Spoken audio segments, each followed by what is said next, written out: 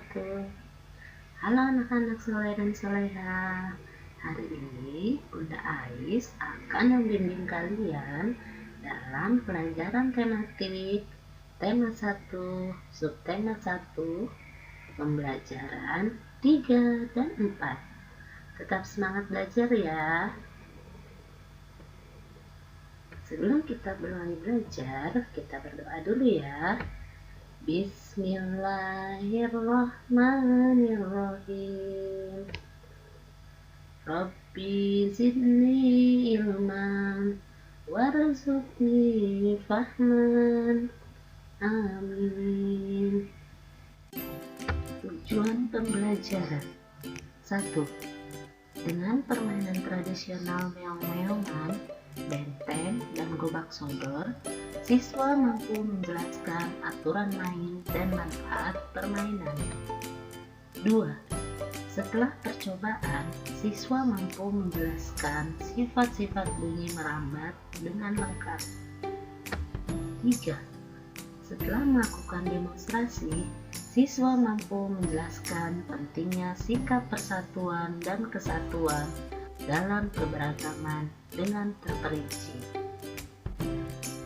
Anak-anak, sekarang kalian buka halaman 26. Perhatikan teks bacaan yang berjudul permainan tradisional. Pertama, kita lihat permainan meong-meongan. Permainan meong-meongan atau kucing-kucingan memerlukan paling sedikit 8 orang pemain. 1 orang berperan sebagai kucing yang bertugas menangkap tikus. 1 atau 2 orang berperan sebagai tikus. Sisanya berperan sebagai jaring lingkaran yang bertugas menghalangi gerak kucing dan melindungi tikus. Permainan ini mengharuskan para pemainnya untuk bergerak secara aktif. Penentuan masing-masing perannya dilakukan dengan cara suten. Permainan ini dimainkan dengan diiringi lagu yang harus mereka nyanyikan.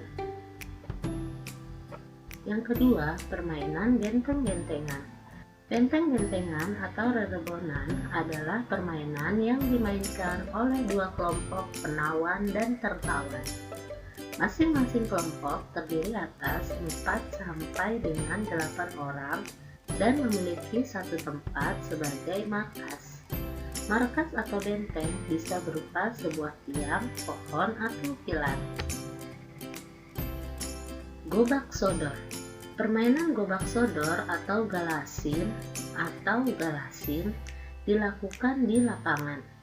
Arena bermainnya merupakan kotak persegi panjang dan dibagi menjadi beberapa bagian. Kalian sudah pernah memainkan semua permainan itu, bukan? Indonesia memiliki banyak permainan tradisional yang sangat menarik. Banyaknya jenis permainan tradisional ini menunjukkan keragaman budaya yang harus kita jaga. Siswa melakukan permainan dengan mempraktikkan nilai kerjasama, kejujuran, dan sportivitas. Anak-anak, kamu telah mencoba permainan meong-meongan ataupun permainan yang lainnya, bukan? Kamu telah belajar hal-hal baik dalam permainan itu. Apakah hal-hal baik itu sesuai dengan sila-sila Pancasila? Ya, kalian tentu masih ingat bunyi dari Pancasila. Yuk kita baca bersama-sama. Pancasila. 1. Ketuhanan yang Maha Esa. 2. Kemanusiaan yang adil dan beradab. 3. Persatuan Indonesia. 4. Kerakyatan yang dipimpin oleh hikmat kebijaksanaan dalam permusyawaratan perwakilan. 5. Keadilan sosial bagi seluruh rakyat Indonesia.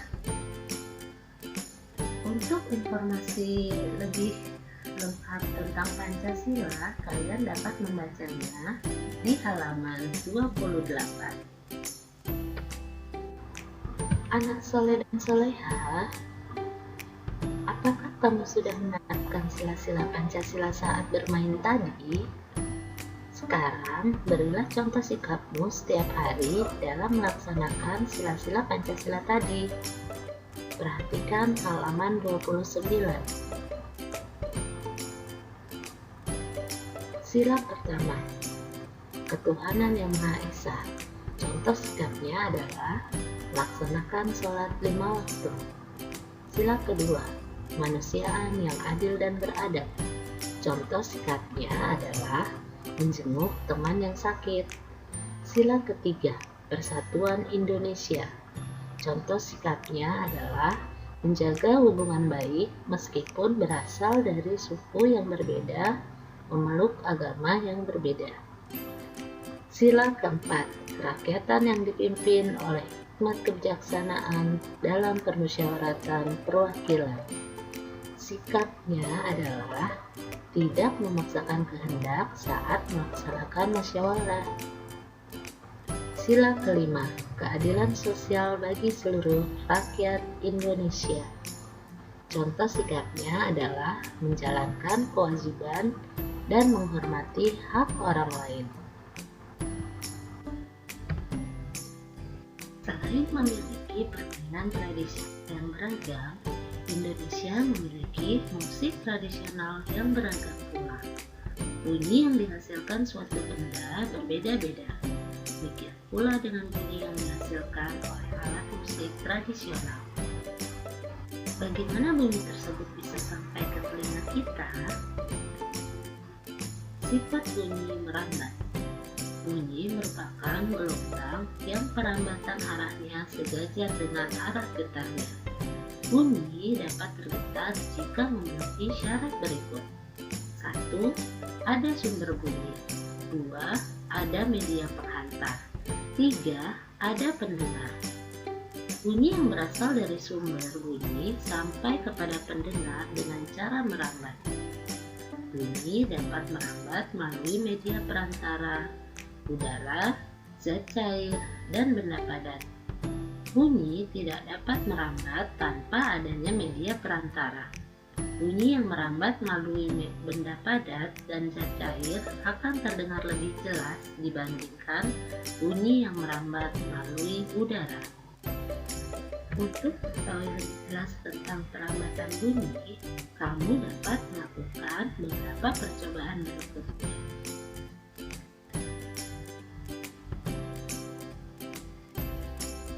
Setelah melakukan 3 percobaan tersebut, maka dapat disimpulkan sifat-sifat energi bunyi. Ada 4 jenis sifat energi bunyi. Yang pertama, bunyi dapat merambat melalui medium zat padat, cair, dan juga udara. 2. Bunyi di ruang hampa tak dapat merambat. 3. Bunyi dapat memantul di benda yang padat atau permukaan yang keras. Yang keempat, bunyi dapat diserap di permukaan yang lunak. Bunyi adalah elemen musik paling dasar. Pengaturan bunyi, panjang pendek bunyi, cepat lambat bunyi disebut irama. Pengaturan tinggi rendah bunyi disebut nada. Kombinasi nada dan irama menghasilkan melodi. Melodi terdiri atas pergantian berbagai suara yang menjadi satu kesatuan. Melodi dapat menciptakan sebuah musik yang enak didengar. Kombinasi yang baik antara irama dan melodi menciptakan bunyi yang harmonis. Ketika harmoni tercipta, musik terdengar indah.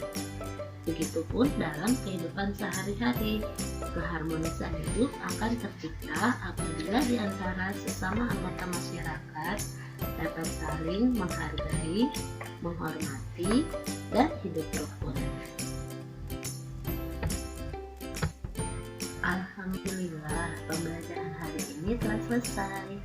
Jika kamu mengalami kesulitan dan ingin menanyakannya, kamu bisa menghubungi Bunda Adis, Bunda Anin, atau Bunda Rahma. Jangan lupa tetap jaga protokol kesehatan ya. Lakukan 5M untuk mencegah penularan COVID-19. 1. Memakai masker. 2. Mencuci tangan dengan sabun dan air mengalir. 3. Menjaga jarak. 4. Menjauhi kerumunan. 5. Mengurangi mengurangi mobilitas. Wassalamualaikum warahmatullahi wabarakatuh. Sampai jumpa di pembelajaran berikutnya. Tetap semangat belajar ya.